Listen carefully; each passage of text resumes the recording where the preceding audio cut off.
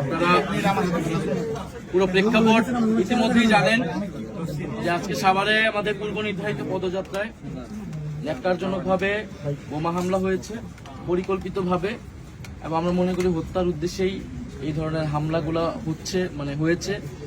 এবং আমরা থানায় এসেছি, থানার দায়িত্ব ছিল, এখানকার পুলিশ প্রশাসনের দায়িত্ব ছিল এখানকার একটা রাজনৈতিক কর্মসূচিকে সম্পূর্ণভাবে নিরাপত্তা দেওয়া। আমরা মনে করি তারা সেটা নিরাপত্তা দিতে ব্যর্থ হয়েছে। তারা বলছে তারা তাদের জায়গা থেকে চেষ্টা করেছেন এবং সেটার জন্য তারা দুঃখ প্রকাশ করেছেন আজকের এই ঘটনার জন্য, এবং আমরা এটাকে মামলা দায়ের করছি। এবং তারা বলছেন, আমাদেরকে কথা দিয়েছেন যে দ্রুত সময়ের মধ্যে তারা যারা আসামি এটা গ্রেফতার করবেন এবং তদন্ত করে আমাদের ঘটনা উদ্ঘাটন করবেন। কিন্তু আমাদের কাছে যেটা স্পষ্ট, এটা শুধুমাত্র আইন শৃঙ্খলা জনিত বিষয় না, এটার পিছনে উদ্দেশ্য হলো রাজনৈতিক উদ্দেশ্যেই, রাজনৈতিক পরিকল্পনায় এই হামলা হয়েছে। আপনি দেখেন যে স্বরাষ্ট্রমন্ত্রী উনি বড় বড় কথা বলছেন, আওয়ামী লীগের দাফন হয়ে গেছে, এই হয়ে গেছে, সেই হয়ে গেছে, কিন্তু এই যে নিষিদ্ধ ঘোষিত ছাত্রলীগ, আওয়ামী লীগ তারা বিভিন্ন জায়গায় মিছিল করছে, সেটা তারা থামাতে পারছে না। তো এটা স্পষ্টভাবে একদিকে মুখে কথা বলা হচ্ছে বড় বড়, কিন্তু প্রশাসনিকভাবে তাদেরকে আশকারা দেওয়া হচ্ছে। সারা দেশের বিভিন্ন জায়গায় ফ্যাসিস্টদেরকে পুনর্বাসনের সাথে সরাসরি বিএনপি জড়িত। তারা বিভিন্ন জায়গায় 5ই আগস্টের পরে মামলা বাণিজ্য করেছে, মামলা দিয়েছে, সেই মামলার ভয় দেখিয়ে তাদেরকে এক ধরনের ব্ল্যাকমেইল করেছে, তাদের ভোট নিয়েছে, তাদের থেকে টাকা পয়সা নিয়েছে এবং তাদেরকে এখন সন্ত্রাসী কার্যক্রম করাচ্ছে। ফলে এখানকার যে স্থানীয় এমপি, আমরা মনে করি এটা তারও দায়, এবং তার এখানে সংশ্লিষ্টতা আছে কিনা এটাও খতিয়ে দেখতে হবে। এবং সেইটা আসলে এই সাভার মডেল পুলিশ থানা মডেল পুলিশ কতটুকু পারবে এটা আমরা নিশ্চিত নই।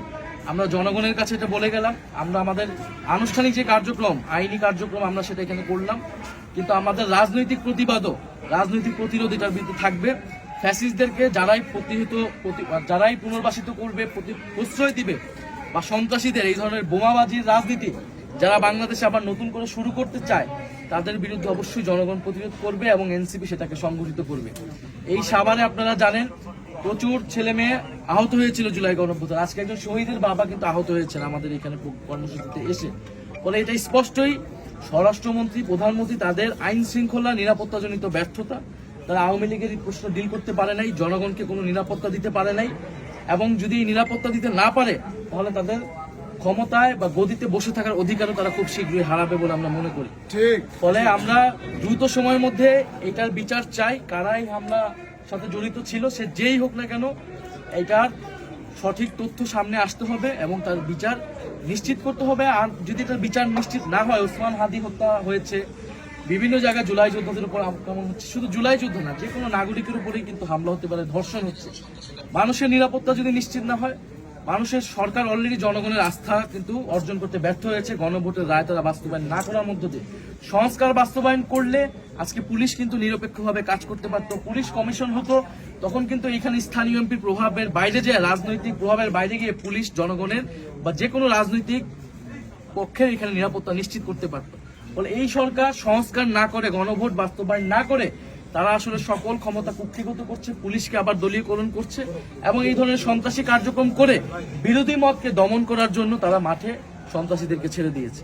তবে সরকার এই পরিকল্পনা যদি থেকে থাকে, তারা এটাতে সফল হবে না ইনশাল্লাহ।